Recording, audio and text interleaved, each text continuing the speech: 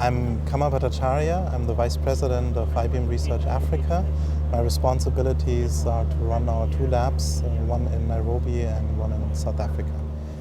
So this forum was a fantastic experience. I mean, a lot of really high-profile people, a lot of great discussions, very relevant to Africa, very relevant to African development. I think we're right now on the continent at a very pivotal point of economic development. There's a lot of fast growth, but we have about 20 years to reap the demographic dividend.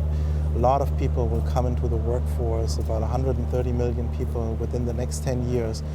How do we educate them? How do we create jobs today that don't even exist, that will be the new jobs of the future? How do we help various different governments to understand what the most efficient policies are?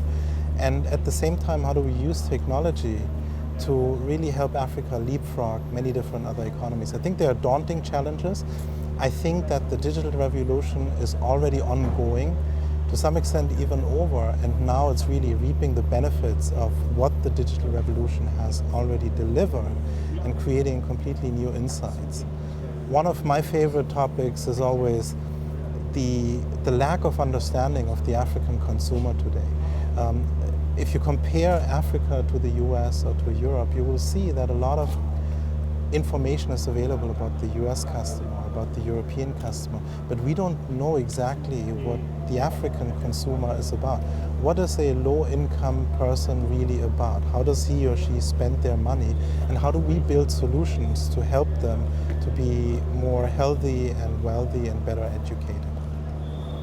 And from that perspective, I think this conference is really bringing together the right kind of people, not just technologists, but investors and government entities, and people like Shimon Peres, which was a delight to hear from his experience about how to think about history and how to think about the future. I think this is the only conference that I know of that has sort of this depth and variety of individuals who are sharing their opinions in this very critical moment for Africa. So we need more of these, and very grateful for Forbes to make this happen. And I think that in Africa especially, what we can see today is that, and this is what I mean by the digital revolution, is kind of over.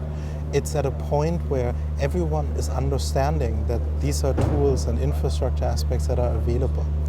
I think the critical thing for us is to understand that it's not going to be easy. It's not just about saying we need to put up more cell phone towers and get 4G and 5G and whatnot. What is important is that even very simple things can be very complicated to implement and make them work. I'll give you an example. We've built a technology in Kenya to measure the road quality. Right? So how bad are our roads really? How many potholes are there? How many speed bumps are there? Now, the way how we did it is we use cell phones, so smartphones that have all the sensors that can create all these signals, right? So whenever you hit a speed bump, the signal will tell, oh, that's something, right? Or when you hit a pothole, it's something. The question now is, how do you know it's a speed bump versus it's a pothole, right? So for that, you actually need very sophisticated analytics and algorithms to calculate this. It's not simple. Now think one step ahead. What if I want to make this available to all consumers? Then all these learning algorithms that I create, which are very similar to what artificial intelligence does, they have to live on a smartphone. But the battery can't drain, so they have to be really efficient. So to make this really utilitarian, as we are trying to do right now, you have to go very deep in technology. But we have a cell phone, we have the internet, we have the cloud, so all the ingredients are there. The disruption is really in how we deliver services. And that, I think, is going to be where the future is, and progress is pulling us in that direction. It's just about us and the people on the continent to execute those things. One of the challenges, especially when we are thinking more about how to bring our technologies to the African consumer, is that we're going to learn a tremendous amount about the behavior of people. To be responsible about what we do with the data. I think it's absolutely important that we in the private sector understand what our responsibility is, to what extent are we able and capable or should we even sell that information to others?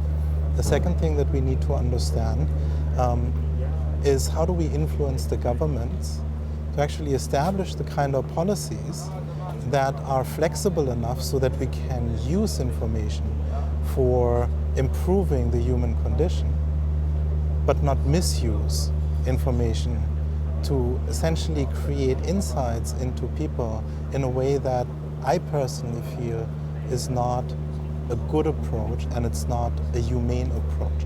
And especially here in Africa, I think we have to be careful that we don't think, well, we're just trying to help the poor people. That's not what we are trying to do. What we're trying to do is we're trying to create essential services. And that's a very important point.